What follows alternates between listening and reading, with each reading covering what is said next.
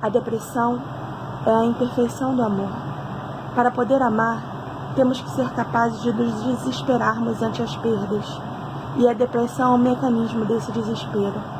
Quando ela chega, destrói um indivíduo e finalmente ofusca a sua capacidade de dar e receber afeição.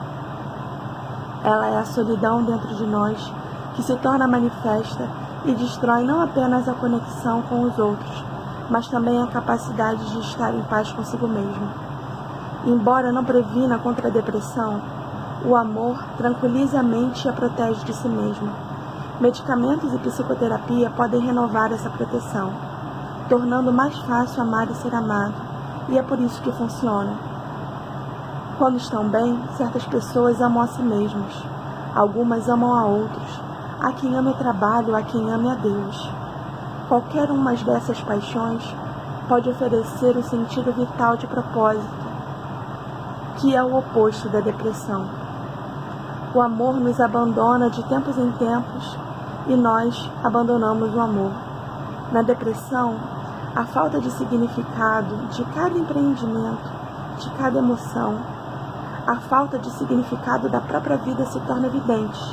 E o único sentimento que resta desse estado de espírito de amor é a insignificância.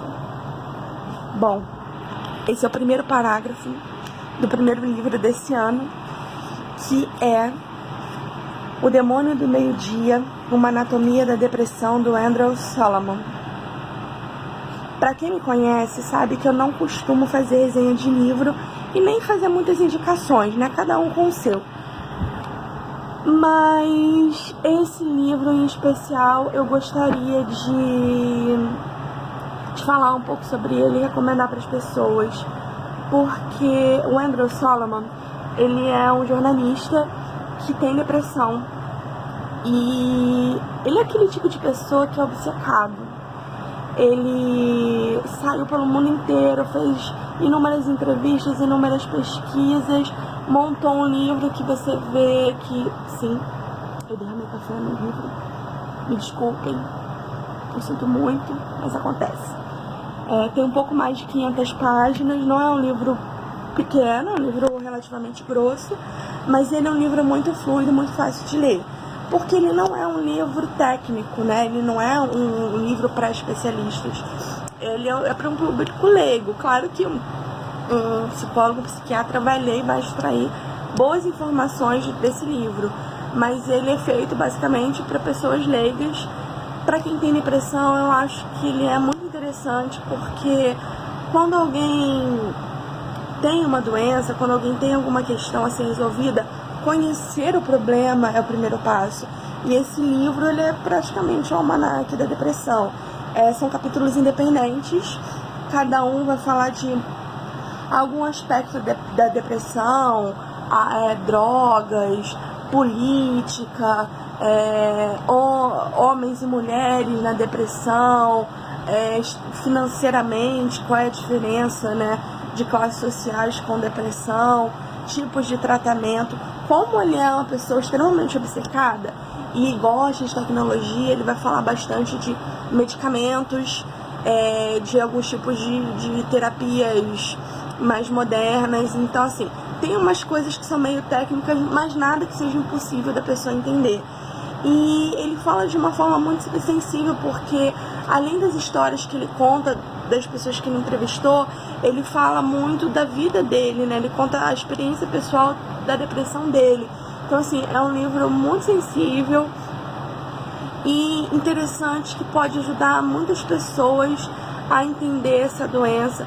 Não só quem tem essa doença, mas quem convive com pessoas que têm depressão, né? A gente fala muito de doença mental, bipolaridade, esquizofrenia, mas não fala de depressão, que é o mal do século. É uma doença que está crescendo exponencialmente no mundo e que afeta milhares de pessoas. O suicídio vem aumentando de uma maneira também hedionda e ninguém fala sobre isso, ninguém faz nada sobre isso. E, assim, um dos capítulos que ele fala, que é o capítulo de política da depressão, ele vai focar mais na questão dos Estados Unidos e Inglaterra, que é os países onde ele mora. Só que é uma questão universal, porque a pessoa que ela está deprimida, ela não tem capacidade, força física, ela não tem o sopro de vida dentro dela para ir às ruas, para ir no parlamento, para lutar pelos seus direitos. Então é uma doença que ninguém luta, ninguém fala, e a própria pessoa que tem essa doença, ela tá tão mal que ela não tem condição de lutar por si mesma, e ela acaba sendo esquecida pelo poder público. E isso não é só nos Estados Unidos, Inglaterra, é em qualquer canto do mundo. E quando você vai falar de uma população de baixa renda, isso é uma questão muito importante, que, por exemplo, no Brasil, principalmente no Rio de Janeiro, a gente tem um problema com a população de rua e o crack. Agora você vai tratar o crack, você não vai tratar a depressão, essa pessoa nunca vai sair desse círculo vicioso, porque a depressão gera vício, o vício gera depressão, e as pessoas têm que entender como funciona o mecanismo da depressão e parar de falar só de outras doenças e de outras questões, entendeu? A gente tem que ver, entender e começar a sensibilizar não só familiares, amigos, pessoas que conhecem, mas também o poder público, que deixa à mercê toda uma população, não só a população de baixa renda, mas não tem um entendimento dentro de empresas, de trabalho, de pessoas que têm depressão. Elas são total, completa e absolutamente excluídas da sociedade. E é uma coisa que a gente tem que começar a discutir, a gente tem que começar a conversar.